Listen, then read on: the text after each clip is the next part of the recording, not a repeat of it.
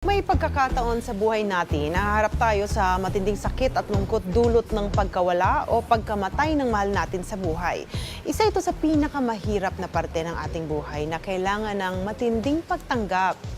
Kaya naman kaugnay po niyan para bigyan tayo ng mahalagang impormasyon tungkol sa kung paano nga ba natin haharapin ang ganitong kabigat na pakiramdam at sitwasyon ay makakapanayan po natin ngayong umaga ang psychiatrist na si Dr. Joan May Refarial. Good morning, Doc. Welcome to Rise and Shine Pilipinas. Good morning, Ma'am Dayan. Good morning, Ma'am Chi. And thank you very much for having me once again. Good morning sa mga ka-RSP.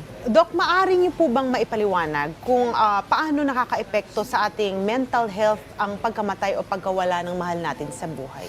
Yes, Ma'am Chi. Alam natin na as mentioned kayo na talagang mabigat ito. Ito ay isang very challenging na situation at normal yon na may mga pagdadaanan na mga stages Correct. ng grieving process ang tawag natin dito at ito ay normal reactions pag may mga nawala, no? Especially kung itong nawalang individual ay very close sa atin. So ano ba itong 5 grieving stages or stages of grief according to Elizabeth Kubler-Ross? Siya ang may author nito. No? So number 1 is denial. So normal yun. Sometimes to cushion us from the impact ng sudden death, for example, or pagkawala, eh parang hindi pa natin matanggap ang reality. Yeah, so denial and then anger. Ito yung intense emotions na slowly nagsisink in na yung pagkawala ng ating loved one. And then we feel itong heightened emotions, palit tayong galit sa kung kanino man. No? Pwedeng galit sa ibang tao, may mga we blame people, we blame ourselves. Sometimes galit tayo sa ating sarili na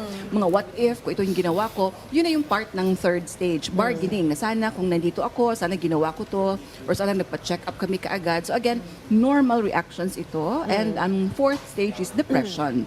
Ito yung nagsisink in na yung feeling of loneliness, yearning sa nawala na loved one natin. So again, normal to. Sometimes we feel isolated. At dito pumapasok also mga physical na symptoms, hirap sa pagtulog, for example, or tulog ng tulog, baliktad, or changes sa pagkain, be it walang ganang kumain or kain ng kain. And other forms, so yung mga physical aches and pains, may mga symptoms din na gano'n.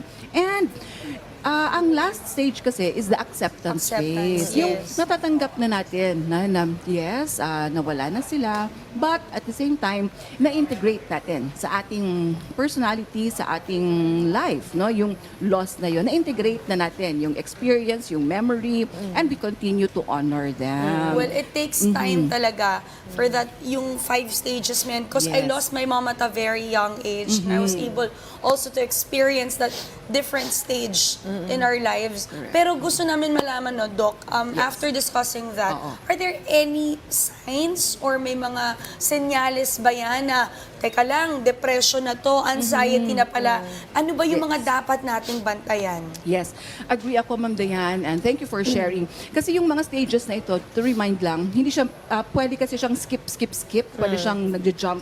Hindi siya kailangan na yun talaga, na ganun siya, na in sequence. In fact, ibang individuals, Ma'am Dayan, Ma'am Chi, hindi sila dumadaan sa ibang stages. So normal again yun. So different person, iba-iba rin on how you cope. Yes, oo, iba-iba. Kaya in relation na yun sa question mo, ang kailangan mabantayan natin kasi normal ngayon, but what becomes a concern na if ever is if ang mga symptoms natin, number 1, ay patuloy, persistent. Worsening, persistent, sobrang intense, to the point na nakakaapekto na siya sa mga pang-araw-araw natin, ng mga gampanin sa buhay.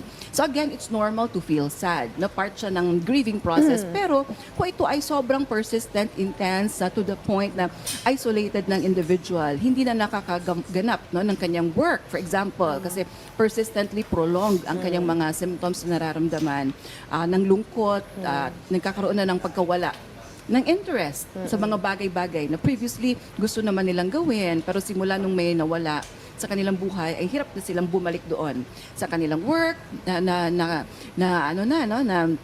affected na pati yung functioning nila sa family.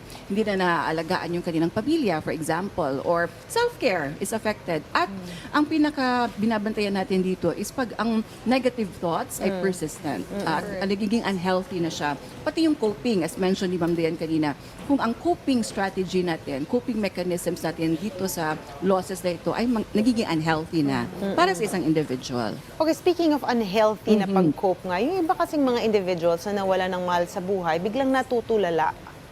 So parang pag gano'n ang nangyari, how do we deal with them? And kung ikaw naman yung natulala, bakit ka natulala at bakit medyo prolonged yun?